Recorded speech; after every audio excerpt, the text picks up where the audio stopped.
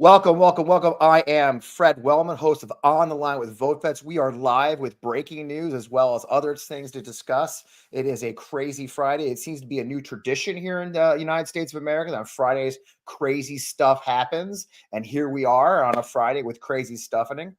I imagine it won't be the only crazy thing to happen today, but here we are today.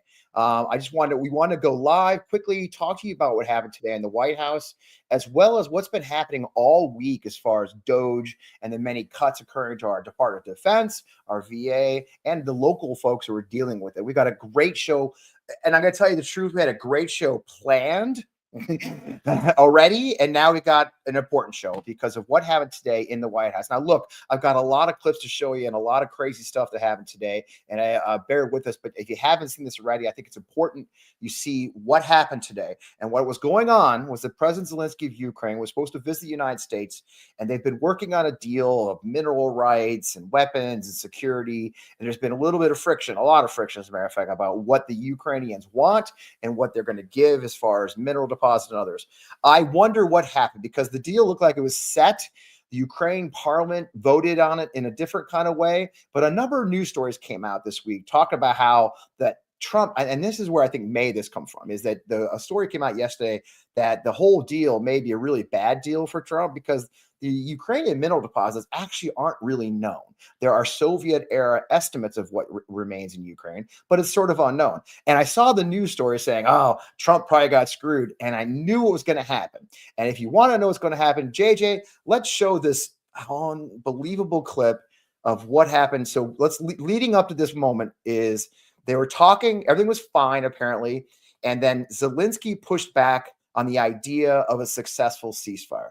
Zelensky pointed out that in 2015, when they had a ceasefire with Russia, Russia violated it almost immediately and it didn't hold. And then this happened.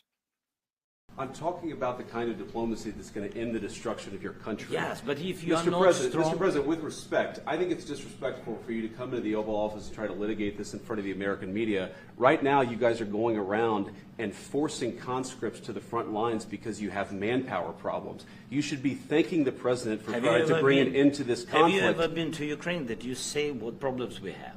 I have been to. Come once. I've actually watched and seen the stories, and I know what happens is you bring them on a propaganda tour, Mr. President. Do you disagree that you've had problems bringing people into your military? We have problems. And do you think that it's respectful to come to the Oval Office of the United States of America and attack the administration that is trying to prevent the destruction of your country? A lot of questions. Let's start from the beginning. Sure. First of all, during the war, everybody has problems, even you, but you have nice ocean and don't feel now, but you will feel it in the future.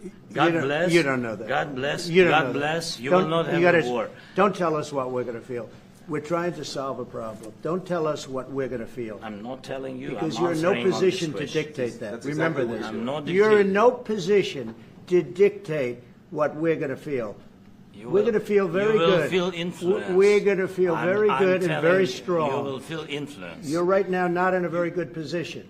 You've allowed yourself to be in a very bad position, and he happens to be right about it. From the very beginning of the war. You're not in a good position. You don't have the the cards right now. With us, you start having cards. cards. Cards. Right now, you don't. Yeah, you're playing cards. Mr. President. You're playing cards. Serious. You're gambling with the president lives of millions of people. You're gambling with World War III. You're gambling with World War III. And what you're doing is very disrespectful to the country, this country. It's back to you. Far more than a lot of people said they should have. Have you said thank you once? A lot of times. No, in this even entire today, meeting, you said thank you. Even today. You went to Pennsylvania and campaigned for the opposition in October. Offer some words of appreciation for the United States of America and the president who's trying to save your country. You know, in this job, sometimes you have rage. I'm there. I'm sure you are too. But it didn't end there. And I want to show all this, and then we'll talk about it. This is what happened next. We know that you're wrong. But you see, I think it's good for the American people to see what's going on. I understand, sir. I think it's very important. That's why I kept this going so long. You have to be thankful. You don't have the cards. You're buried there. People are dying. You're running low on soldiers. Listen, you're running low on soldiers. It would be a damn good thing. And then you tell us, I don't want a ceasefire. I don't want a ceasefire. I want to go and I want this. Look, if you could get a ceasefire right now, I tell you, you'd take it so the bullets stop flying and your men stop getting killed. Of course, we want to stop the war. But you're saying you don't want a ceasefire. But I said to you, I want a ceasefire. With guarantees. Because you'll get a ceasefire faster than an agreement. Ask our people about ceasefire, what they think. That wasn't with me. For you what that wasn't with me. Means. That was with a guy named Biden, who was not a smart person. That was with Obama. It was your president. Excuse me. That was with Obama, who gave you sheets, and I gave you javelins. Yes. I gave you the javelins to take out all those tanks. Obama gave you sheets. In fact, the statement is Obama gave sheets and Trump gave javelins. You got to be more thankful, because let me tell you, you don't have the cards. With us, you have the cards. But without us, you don't have any cards. One more question to this Vice President. I'm sorry. It's going to be a tough deal to make. Okay. So you heard the threat there. It's going to be a tough deal to make. We now know more about that. But this was the one. So that was about the various things, the lies about Obama giving them sheets. He gave them missiles. If you remember, he gave them those missiles after threatening them with nothing unless they gave him dirt on Biden, his political opponent, which has led to his first impeachment. And of course, our friend Alex Vindman, who we have a statement from shortly. But this was the final little act of this three-part drama. And guys, I want you to understand, this is the United States White House. This is the Oval Office of the United States as this insanity goes. And we know now also, by the way, it's come out since that the TASS, the Russian news agency, had a reporter in there asking questions. And when asked about the White House, like, oh, we don't know how she got in there. They don't know how a Russian national press got into the White House, into the Oval Office. And then the other thing we got to laugh about, and we're going to laugh now because in a second there's no more laughing. Brian Glenn, who's Marjorie Taylor Greene's boyfriend, asked the probing question of how come Zelensky wouldn't wear a suit. That's the clown show we're watching. But here's the final chapter, and this is the one you got to see this shit. She's asking, what if Russia breaks the ceasefire? What if anything? What if a bomb drops on your head right now? Okay? What if they broke it?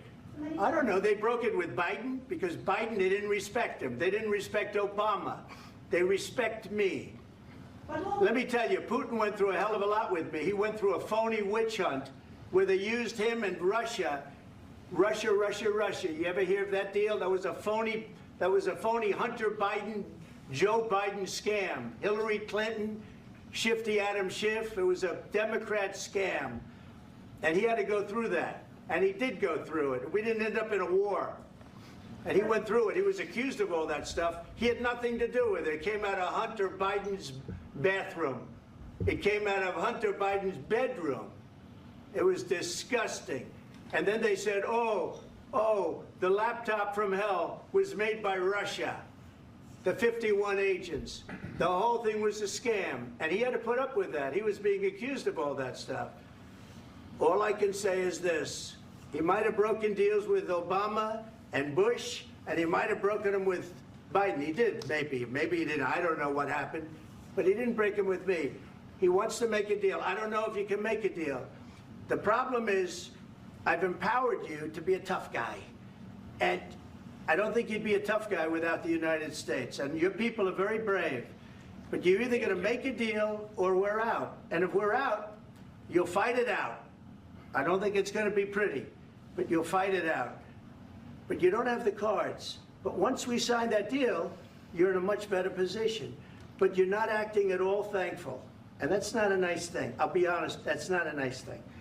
All right, I think we've seen enough. What do you think? Huh? This is going to be great television, I will say that. All right. We'll see what we can do about putting it together. Thanks, sir. Great television. Yeah, that's what Trump cares about. Great television. That insane rant about Russia and Hunter Biden just shows just how off the rails Trump has become and how he is. And that's the moment we face. Things went way offline from there as well. In theory, they went to private discussions. There was a press conference planned for after the meeting that was canceled. JJ, I think you've got a statement that Trump put out, and this is really something. But a very meaningful meeting in the White House today. Much was learned. It could never be understood without conversation or fire and pressure. It's amazing what comes out through emotion. And this is the key part. I've determined that President Zelensky is not ready for peace if America is involved, because he feels our involvement gives him a big advantage in negotiations. I don't want advantage. I want peace. He disrespected the United States of America in the cherished Oval Office. Yeah, the cherished Oval Office where Trump just did that. The Oval Office where Trump has hosted despots and perverts. Yeah. So what that reads to me, and I'm not an expert, all I did take international relations at West Point, that reads that he's telling Zelensky he's on his own, and that if Zelensky doesn't want peace under our terms, they're going to be on their own. That's some scary stuff. Here's a statement from our own senior advisor, Alex Vindman. Of course, Alex was born in what is today Ukraine. Here is his statement. Expecting an ally to kiss Donald Trump's ring publicly only makes our adversaries salivate. Further isolates the U.S. from our allies and makes our troops' jobs harder as a result. The tantrum that took place in the Oval Office occurred because President Zelensky did the one thing every Republican in Congress should be doing right now. He told Donald Trump his ego isn't more important than our shared security and Western values of freedom and democracy. Donald Trump and J.D. Vance might think they look strong in the Oval Office today. In reality, they look like two impulsive toddlers. Very well said. Couldn't agree more. That's why we work with him. I'd like to bring in Chris Meagher. Chris is one of our guests. We had him previously scheduled, but it worked out perfect. We had him on. Chris is the former Assistant Secretary of Defense for Public Affairs under Secretary Austin under the Biden administration. He is an expert in these things. He's been involved in this for a while. Chris, welcome to the show. Hey, thanks for having me. Timing, huh? Another slow news day. As a professional government, and one of the things that strikes me about this administration already is the shocking lack of professionalism and decorum that they seem to understand running a government. We're seeing that, of course, at your old organization, Department of Defense. What's your first thought as you watched all this unfold? I think you watched most of that for the first time right now, didn't you?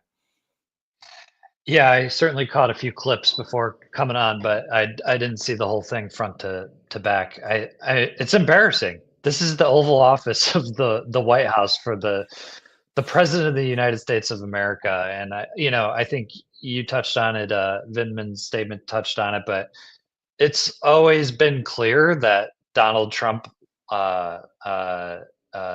favors whoever kisses his ass the most. Yeah. President Zelensky is fighting for the survival of his country, his democracy, his people, and he has been for the better part of 3-4 years. Yeah.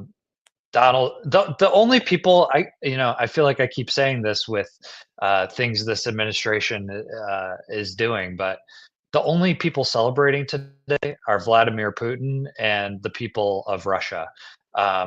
Trump and Vance continue to seem to be more aligned with them. The person who invaded Ukraine in the first place, which Trump and Vance are unwilling to admit. And I would just say, we're still with you, President Zelensky. There are a lot of Americans here who still support you, who still have your back. And it's just a shame that the President of the United States does not. And you travel Secretary Austin. I know you went with him. I'm sure you went with him overseas to Europe. You saw our allies. You saw NATO's growth under the Biden administration. Obviously, NATO is stronger than it's been probably in decades. Do you foresee, obviously Europe was starting to get anxious already. They talked about their own organization. I can only imagine this just tips the scale after today's events, doesn't it? Yeah, I went to Ukraine twice with Secretary Austin. Wow. Earlier in the war, and then so you've been there two times longer than J.D. Vance. That's right. Yeah. We went this past winter, just before the election, in fact. But I think, part of what makes America exceptional is our leadership. Our leadership holds the world together. And part of what makes us who we are is keeping faith with our friends and standing up to our foes. But it's also equally important that we're able to understand the difference between the two. And this president seems unable or unwilling to do that. And you know, when America stands alone, we're weaker. When we stand apart, we're smaller. And a lot of the progress that we've made over the last 4 years in terms of strengthening NATO, in terms of bringing our European allies together, really is at risk by this president and this administration. And you've done a lot. You did a lot. You've seen progress. And I want to circle back for bring the rest of the guests on and talk about the other things we're going to talk about today too, because there's a lot to talk about. Because it's Friday and all hell breaks loose on Friday. You know, you said it's so key. You've seen the Ukrainians. You saw them fight. You saw what our allies are willing to do to survive. What do you think? I mean, they're gonna keep fighting, aren't they? Yeah, they have indicated as much. I think, you know, President Zelensky is here because they're in a fight for their country. They're in a fight for their survival. I'm proud of the work that the previous administration that I was a small part of, you know, did to support Ukraine, because it's a and this is what the American people need to continue to understand and hear. It's not just about Ukraine. It goes far beyond Ukraine. It's about the United States national security, because Vladimir Putin's not going to stop at Ukraine. You know, there are countries in the Baltics that are next on the menu if he's able to find success in Ukraine and get what he wants in Ukraine. And then he's on the edge of the rest of Europe. You know, this isn't about Ukraine. It's about democracy, protecting the values that bring us all together, and standing up to an autocrat and a dictator who is being a thug and trying to take over another sovereign country. So we need to continue to stand up to Vladimir Putin and show him that we're not going to back down in the face of what he's trying to do. That's a lot. There's a lot, and again, all of our our panelists today are veterans. So, JJ, let's bring everybody else on too, and get some perspective from them as well. And then we'll talk about the destruction of our DOD VA. You know, it's great to have you. I think we're all muted if you can unmute. So we're joined now by my friend, former Assistant Secretary of Veterans Affairs for Public and Intergovernmental Affairs, Kayla Williams, also a fellow 101st Airborne vet. It's great to have you, Kayla. I think you're still muted. And then, of course, we have Councilman Pat Young, who is also a veteran and a member of the Baltimore County Council. We're really glad to have you guys on this. We're going to talk about DOGE and everything else. But let me get your perspective. Kayla, you know, you're a 101st, you're a combat veteran like me. You served. And again, I love your perspective as a government spokesman. You've stood in front of the cameras representing the United States government at cabinet level. Is it shocking to see what you just saw unfold in the Oval Office from that perspective? Absolutely shocking. I am dumbfounded. One of the things that kept running through my mind is the extent to which we have ceded our moral leadership and also been willing to just allow the rest of Europe to take the moral high ground when it comes to protecting democracy and Western liberal values. We have just completely abandoned any pretense that we can be a global leader.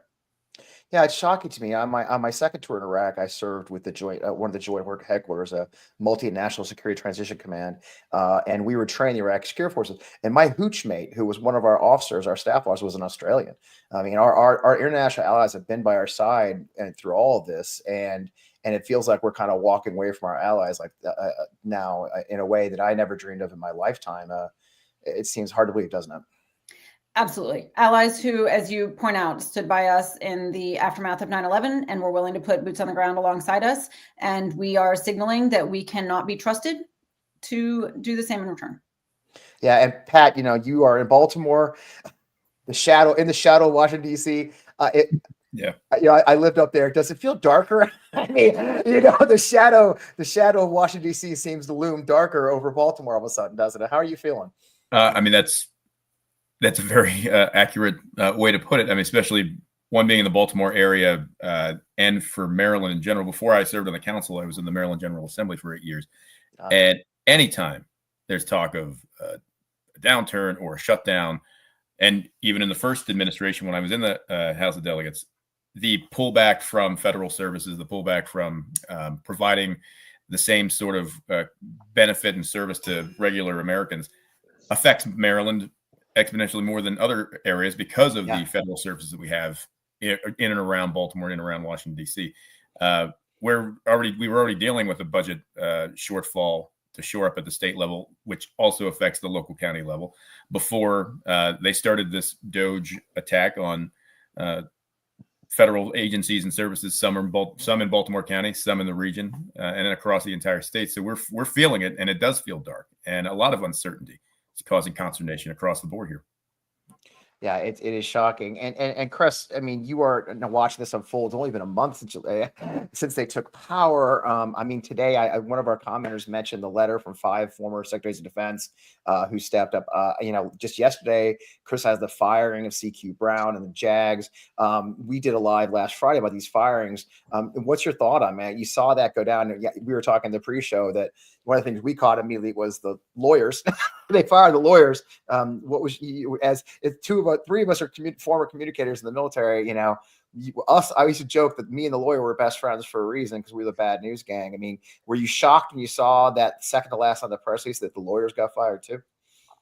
Yeah, it's almost like they slipped that in there hoping nobody would notice. But and I'm sure you touched on this, but the JAGs in the Navy, the Army, and the Air Force, these are people that are ensuring that when orders are given, that they're lawful, Right. But it goes way beyond that. It's personnel hiring, it's contracting, it's budgeting, everything has to run through a lawyer. And look, I actually passed the bar, and I am a lawyer myself. My license, my license is a little. I've never practiced, but look, I find lawyers just as cumbersome as anybody, right? Like, they're another step in the process of trying to get something approved and out the door. But they're there for a reason. They're there to make sure that you're following the law, that you're doing things the right way, and that you're above board. And so when you take them out of the process, or you put in a yes man, that puts into question how we're going to react to orders that are given. But I also just want to say, at the top of the press release, CQ Brown, having worked with him over the last couple of years, been in the room and seen him operate, he is exactly who you want as chairman of the Joint Chiefs of Staff. He's steady, he's calm, he's collected, he knows his stuff. He brings 40 years of warfighting experience to the table. Pete Hegseth likes to talk about bringing warfighting and lethality back to the United States military. And yet they canned a fighter pilot with 4,000 flying hours. One of the top fighter pilots in the country, as a matter of fact. Yeah, not just the guy who checked the boxes. He was literally one of the top fighter pilots in the country. Literally one of the top in the country. He's well respected by the men and women in uniform. Every day he showed up to meetings talking about lethality, talking about being ready to fight tonight.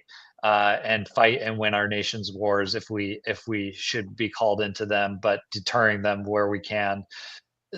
He was so laser focused on war fighting, and there's no connection between what the president and Pete Hegseth are saying and the men and women that they got rid of. It's like they didn't even know what they did every single day. Yeah, and the same thing. It kind of talked about that not knowing what they do, and I want to take it to you, Kayla. One of the things we saw this week is the DOD just starting to weigh in at VA, the not knowing what they're doing. That the story has come out now. I'm actually writing a Substack about myself, which is, they decided to cancel $2 billion in contracts. The Dougie, they call him Dougie Fresh, by the way. By the way, Doug, if you're watching, all your employees call you Dougie Fresh. And it's not a compliment. Anyway, so Dougie Fresh gets in front of the camera and touts cutting $2 billion in contracts, only to find out later that was 800 service disabled veteran-owned small businesses that had those contracts. Multiple businesses are actually out of business because of it. And then they discovered that what they thought was consulting contracts, because of the NAICS code, the government contracting code, actually was cleaning of medical equipment, actually processing VBA claims. And it came out that the DOGE guy told the contractors to do this. The contract officers are afraid to say no. I mean, they have no idea what they're messing about in VA. And that leads to very bad outcomes, doesn't it, Kayla? Absolutely. I mean, getting rid of contracts that allow VA to have CAT scans, MRIs, mammograms on site because you have to have certain things in place under the Nuclear Regulatory Commission. I mean, just going in there with a chainsaw where you should be using a scalpel, and it is ridiculous. And I would push back and say we actually don't even need to go in there with a scalpel, right off the bat. Yeah. You need to go in and do thorough analysis before making a decision. I was thinking how I would try to explain this to my kids. And I was like, this is as if I were to say, hey guys, you know how we were doing some electrical work on the home and we had a contract for like $5,000? Well, I canceled it. We're halfway through it. So I just saved us $2,500. I'm going to let y'all have some of it because you want your allowance to be bigger. By the way, don't walk down that hallway because there's some exposed wiring. And if you brush up against it, you're going to get shocked. But don't worry about it because they saved you $2,500 for this household by canceling that contract. Like, it does not make any sense. I'm hearing, they're going through their folks who actually understand what these contracts are for, are trying to argue their point. We'll see what's successful and what isn't. One of the contracts that is on the line is for access to Qualtrics. And if that is not finished, if that's not fixed, VA researchers have until the end of today to download everything possible, or they lose access to all of the data. Potentially years worth of research gone. My tax dollars, your tax dollars, used to benefit veterans. Research that, by the way, can help all of us because VA research has led to tremendous advances that have benefited all of us medically, could just start to disappear. And that is, penny wise and pound foolish to such a strong degree. I can't even wrap my head around it. And it's not taking care of veterans. It's not going to make our health better. You may have seen the comment, and let's not post that comment, JJ, but a friend of mine's in the comments who just was part of opening the Fredericksburg clinic today, the mental health, the new clinic in Fredericksburg, Virginia. And they were in the midst of opening when the hiring freeze kicked in and the contract freeze kicked in. So they're opening a full medical clinic, with the largest new ones in the country, without phones. The IT isn't fully in place. So how are you taking care of veterans if you can't use the effing phones, for example? I mean, it's outrageous to say so. And Pat, you guys, I actually have some numbers, Pat, because I am ready. Believe it or not, you guys, we pulled this thing together in a day, in like an hour. But this is why I'm a professional, goddammit. We had our crack team get right on it. It's me. Anyway, there's in Maryland, the whole state itself, obviously not Baltimore. You can tell me more about Baltimore County, but 160,000 federal civilian jobs in Maryland, representing approximately 6% of the jobs in the entire state of Maryland are federal jobs. Maryland has the second highest concentration of federal employees in the nation, behind only Washington, D.C., at approximately 225,000 jobs in Maryland in 2023 were directly supported by federal contract dollars. So these cuts in Maryland, or the cuts to the federal government, this is going to affect your constituents, isn't it, Pat? It's absolutely going to, and it's already started. It's devastating news for the entire state. And mentioning in Baltimore County specifically, in my district, I've got the headquarters for CMS and for Social Security. I've grown up on this side of town, knowing the economic impact that them just being here has had on the entire Baltimore region. They just shut down 2 buildings from the head. It's a whole campus, so they shut down 2 buildings there while they're getting rid of and still have plans to get rid of more employees.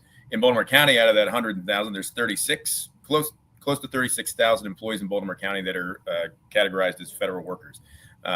Just at CMS and Social Security make up half of that.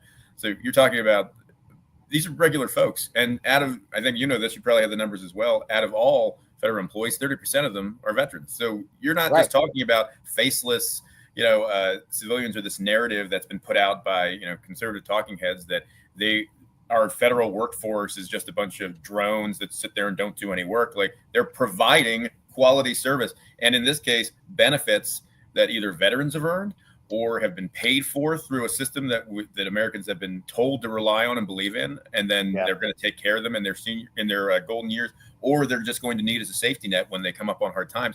And folks aren't getting this impact because once they fire these folks, the services that have been receiving from these hard workers, they're not going to get.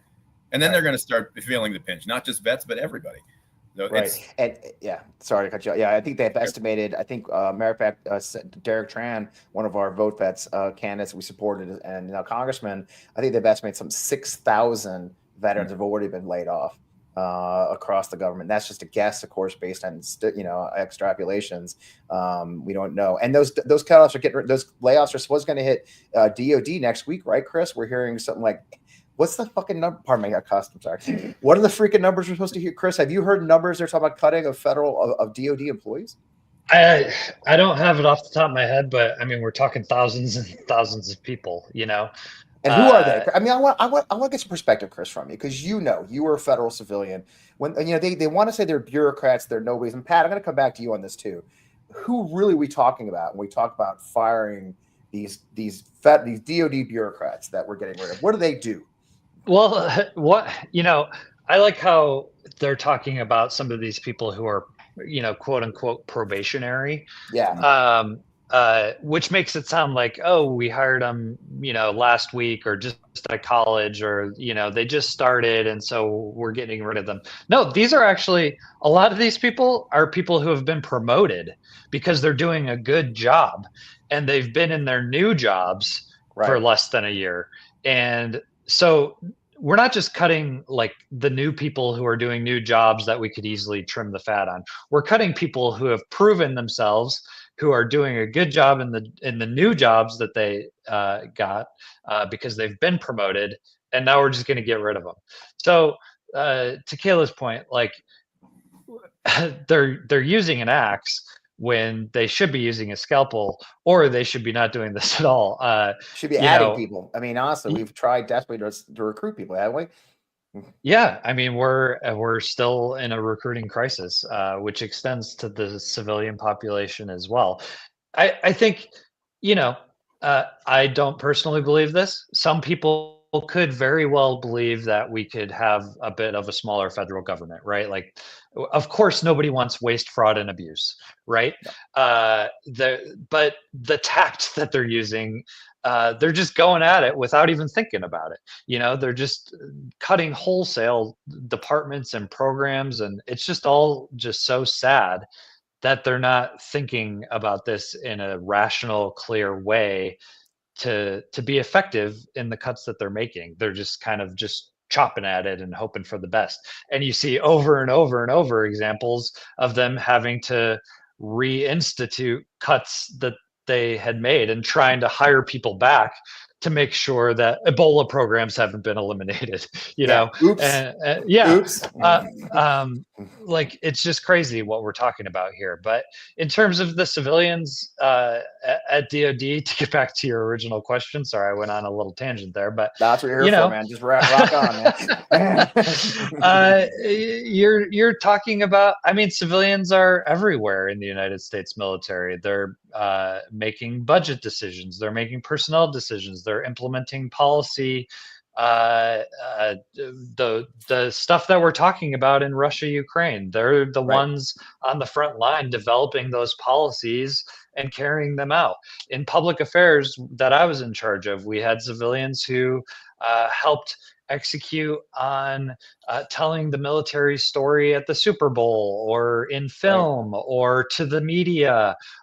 Any number of things civilians are doing. They're very integral to everything that the Department of Defense does. It's not like uniforms over here, civilians over here, contractors over here. Everybody's in this together. So they're also doctors. That's who we're talking about. Right? Yeah, they're doctors. They're childcare workers. They're fulfilling all kinds of roles that enable the warfighter to do their mission. Another element that I think we have to talk about when we're talking about how these firings are happening is the corollary effort to get people to quit, whether that's by responding to the absurd email, which may or may not be legal, we'll see, but also by making the workplace miserable. Right. By not allowing folks to bring their full selves to work, not letting people even have something as simple as a pride button up in their cubicle, by insisting that people return to work when there are not enough seats to put them in. I'm hearing from folks about patient waiting areas being converted to places where VA employees are being called back to work. They need somewhere to put their butts in seats, and that's going to impact patient care as well. These are folks who have been working remotely for sometimes years at higher productivity than when they were in the office, and are now being dragged back into offices that don't exist to support them. And there is a pervasive belief that this is not being done to increase efficiency or productivity, but to push people to quit their jobs, to force them out of the office without getting any severance, because they just get so frustrated that they quit. Right. And we know, all of us on this call, and I do want to give Patrick a chance to talk as well. So I'm sorry, I'm going off, but you know, we all know that the size of the federal workforce has stayed pretty stagnant for what, 50 years or so, while the size of the population has grown dramatically. What's one of the ways that that's happened? By increasing the number of contractors who are doing the work. Now those are being canceled. So either the work is not going to be done at all, is one huge risk, or what's going to happen? Are there folks waiting in the wings to try to get reissued contracts and just get wealthier and not be perhaps, as mentioned, these service disabled veteran-owned small businesses, but maybe some very large businesses by some very wealthy people trying to get even wealthier than they already are. We just have to ask, what is the purpose behind what is being done? It does not seem as if, on the VA side, it doesn't seem as if the purpose is to improve care for veterans. Certainly wondering who stands to profit from these decisions, because it's not veterans care.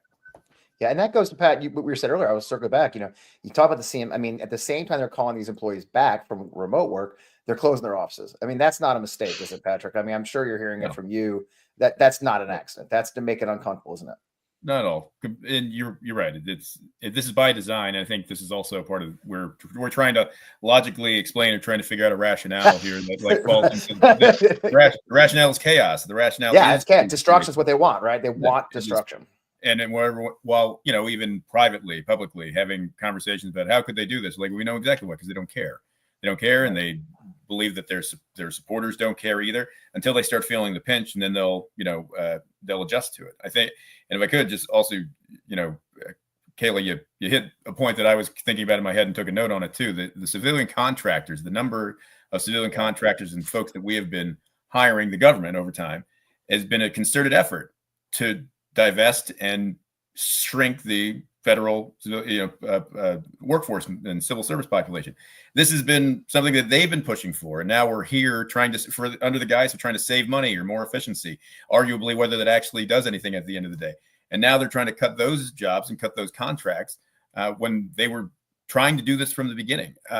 This self-fulfilling prophecy that they've consistently construed, that government isn't efficient, it's not effective, it can't provide these services, but then you don't fund it, you don't support it, and then you point to it and say, look, we told you it didn't work, and then let's go privatize. This is exactly what they're trying to do.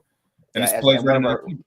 Yeah, one of the LinkedIn followers just said that it's the rage, they call it, which is a acronym I'm forgetting. Maybe our follower can remember, but it's to destroy the government. It is to dismantle the government, to privatize these things, to have a CEO run it. And I think you guys could probably see that. I don't have the clip handy, but you know, of Elon Musk running the cabinet meeting yesterday while Trump fiddled in his lap.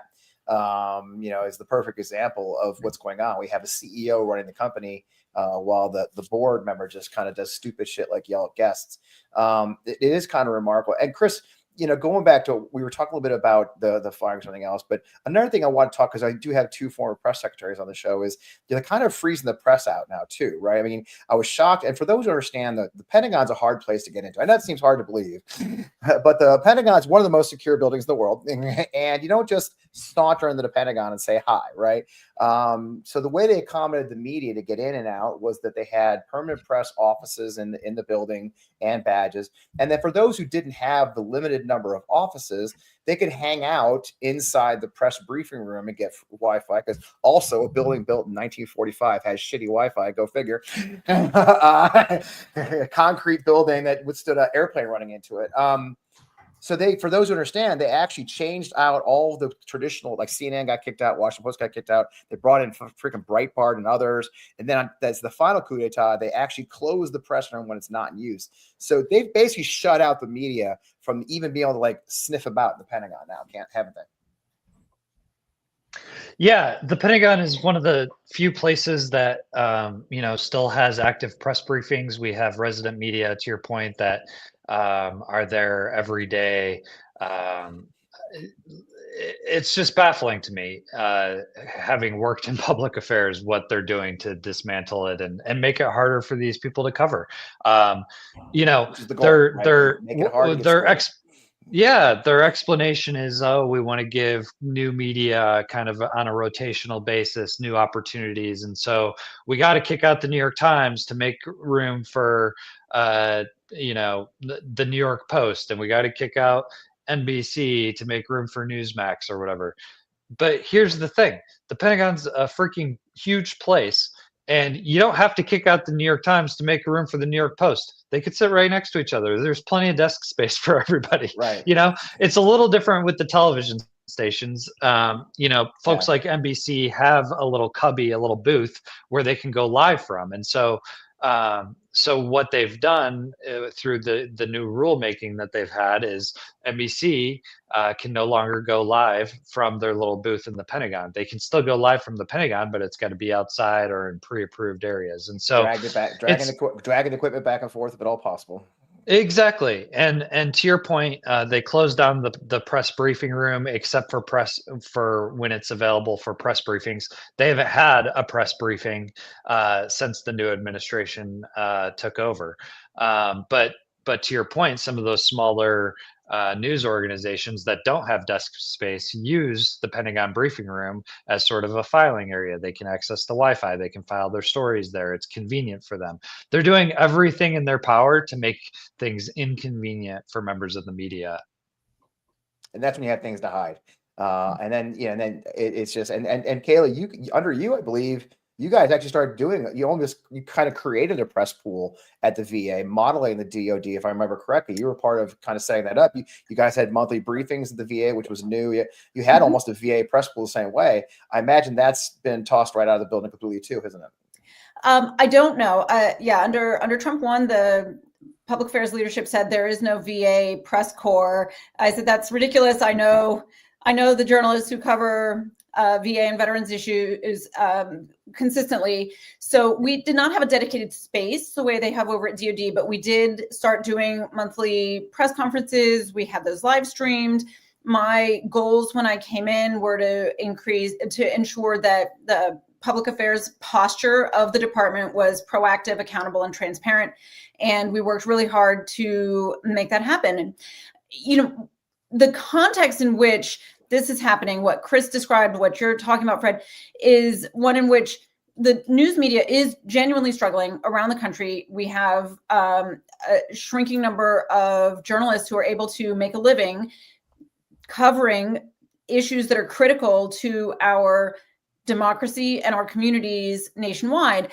One of the things that was very challenging for me was how hard it is to get accurate stories told when so few people have expertise in these issues.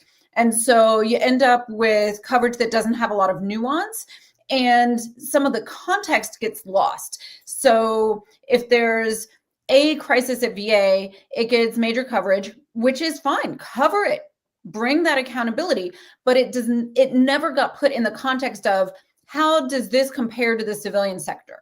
Right. And what we know from the research, I'm a huge nerd, I'm so sorry. What we know from the research, you're a researcher, we're used to it. VA provides higher quality care. It is at least as high as care in the community, if not higher, when studied by external folks.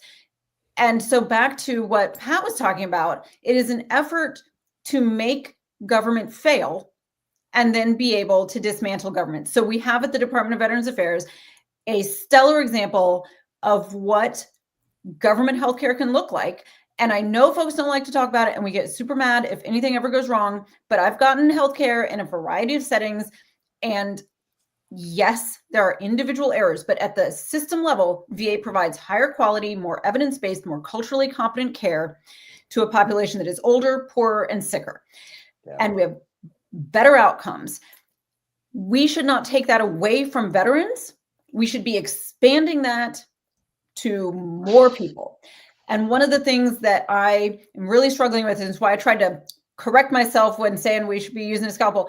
I think that folks on the left have made a massive error by accepting the right-wing framing that government is the problem and saying, oh, we've got it. You're right that there are problems and we've got to fix them. To just accept that framing from the beginning, I think has been a mistake, instead of giving a full-throated defense of what government has done for the people of this country. Government has stopped rivers from catching fire. I don't want rivers to catch fire. I want the EPA to keep rivers clean enough to swim in. And we should be fighting for that every single day. Yep, I love it. And Pat, you're fighting to be more of a government executive. I believe you announced just today that you're going to run for county executive of Baltimore, aren't you? Brett, I did. Yesterday morning, we announced that I'd be starting my campaign to run for Baltimore County executive.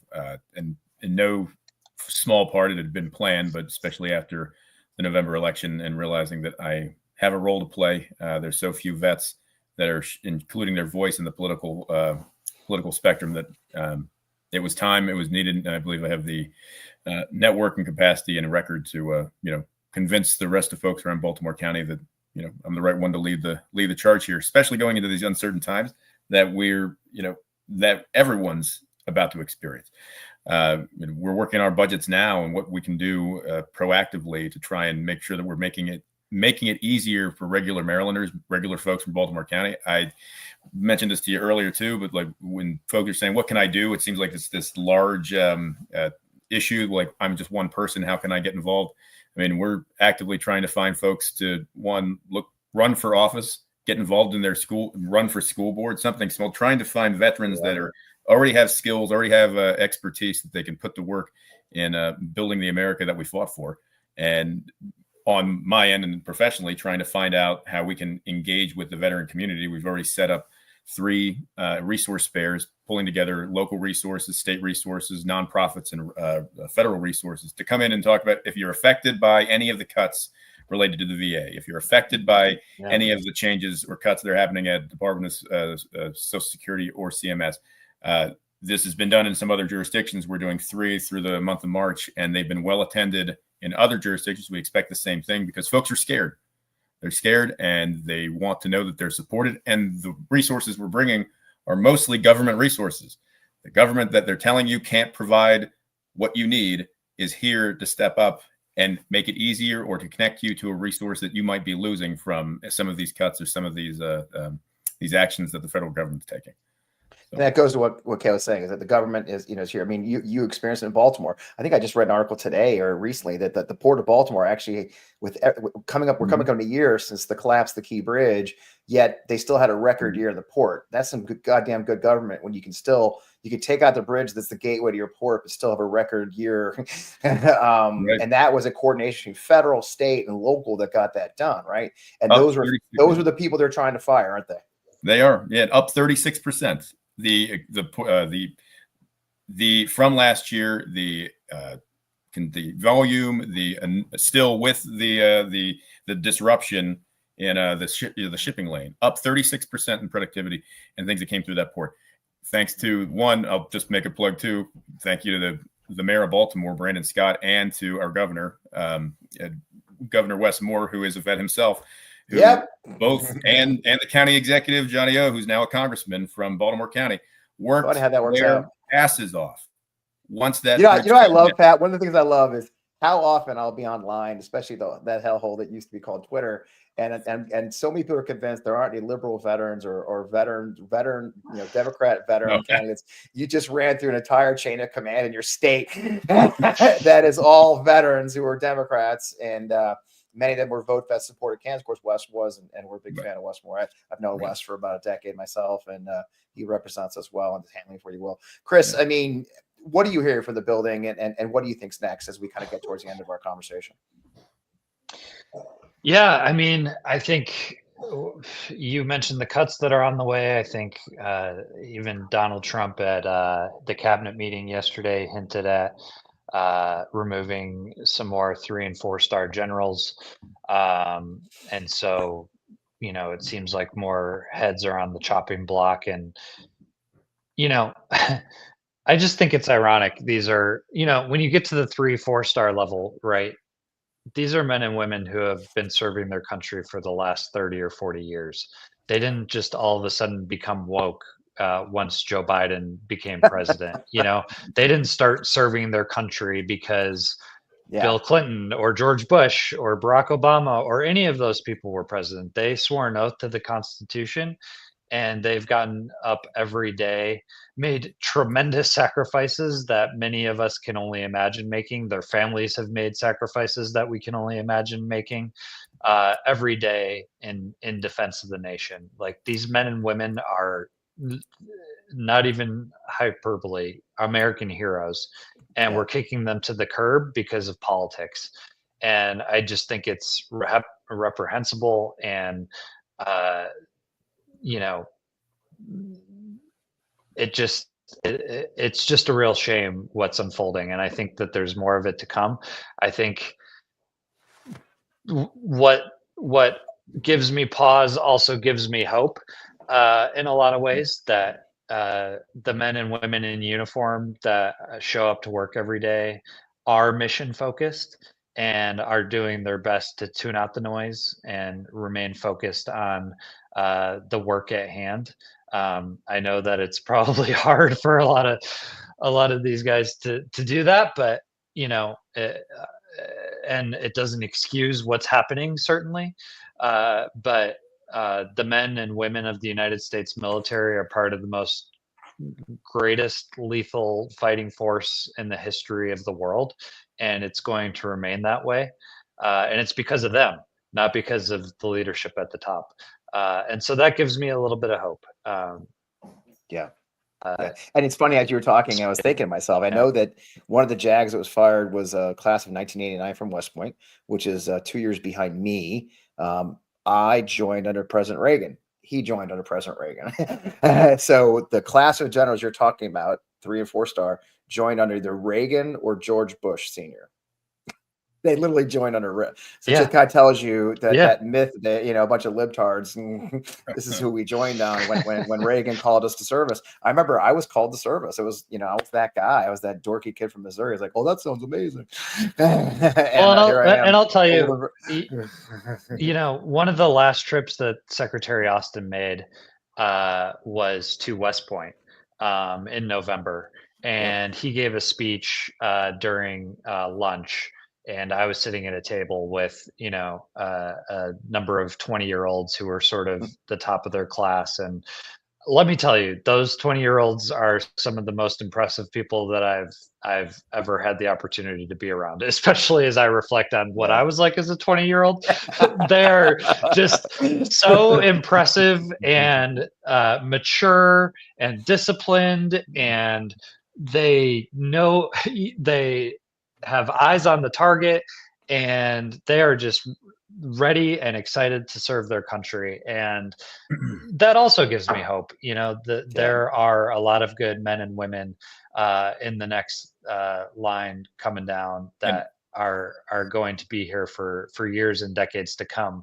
But as we face a recruiting crisis, as they're making their way through the ranks, if they see what's happening here, when you reach that 20 years, but you think you could be a future leader, why are you going to continue on in service if you could just be canned because of politics? So it really is a dangerous time for the United States military. if I could add to Yeah. Chris, what you're saying there, I Please. can't agree with you more. But and this idea too, where I had the opportunity when I came back in 2005 to engage with and help veterans return to school. 6 years serving to help transition former vets into a university environment, and these folks still have those skills. And you know this, we all know this, those skills that they've received, they've cultivated. Those 20-year-olds that then went on to serve, that then cultivated those skills, but only stayed for one tour or stayed in for however long they stayed in. Those skills are needed and necessary to help fight back against what we've been talking about today.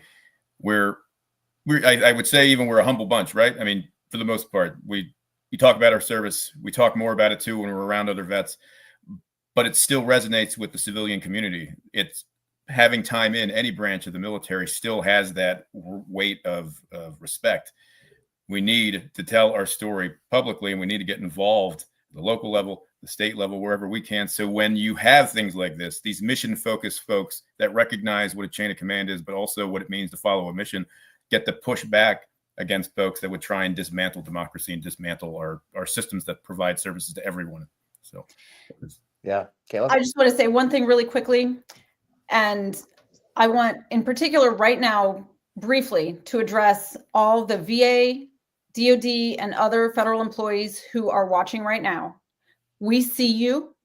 We know you could be earning more money, working somewhere else. We know that you are civil servants because you believe in serving our nation and serving veterans and regular folks all over the country. We value you. We are fighting for you. Hold on as long as you can while we try to get folks to pay enough attention to step in and prevent this atrocity. Couldn't have said it better myself. What a great place to wrap up this conversation with the three of you. I can't thank you enough. I know it wasn't our original plan to have this conversation like this, but life takes turns these days. So when the news cycle is a minute and a half, it seems like I really appreciate it. Thank you guys. We're going to have you back. Your perspectives are just so valuable. And Patrick, good luck on the run, and everybody else. Keep us up to date, and we'll see you soon. Thanks for joining both. I really appreciate you. Thank you, Fred. Well, for those just joining kind of late, I want to go back and recap the breaking news that we came in. If you hadn't seen it, of course, today, President Zelensky joined President Trump and Vice President Vance in the Oval Office for a conversation that was supposed to surround hopefully closing a deal to provide more security and weapons to Ukraine in exchange for perhaps mineral requests or something along those lines. It quickly went off the rail when President Zelensky pointed out the fact that Putin has never honored a ceasefire agreement, especially in 2015, the last time they had one.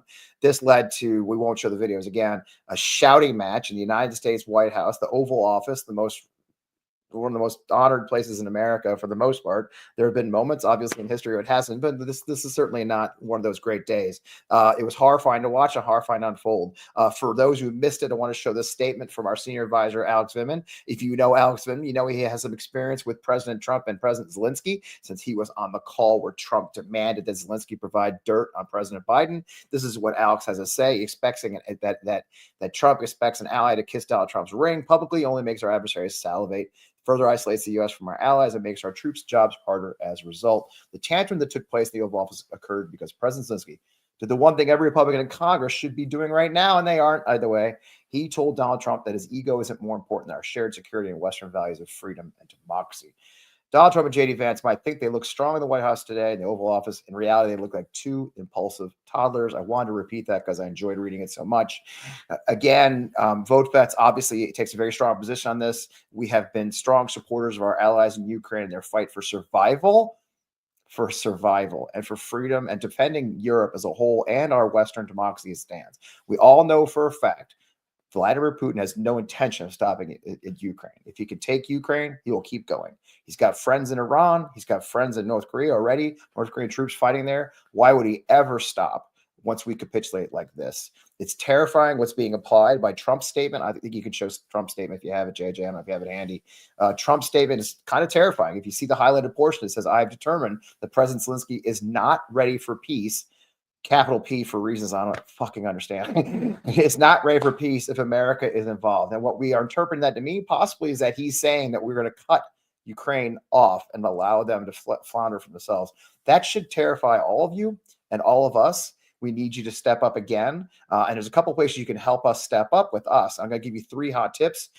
Tip number 1, we do this for you. It costs money. Our work supporting candidates, we just gave a record donation to Abigail Spanberger so that we could take Virginia back from the Republicans.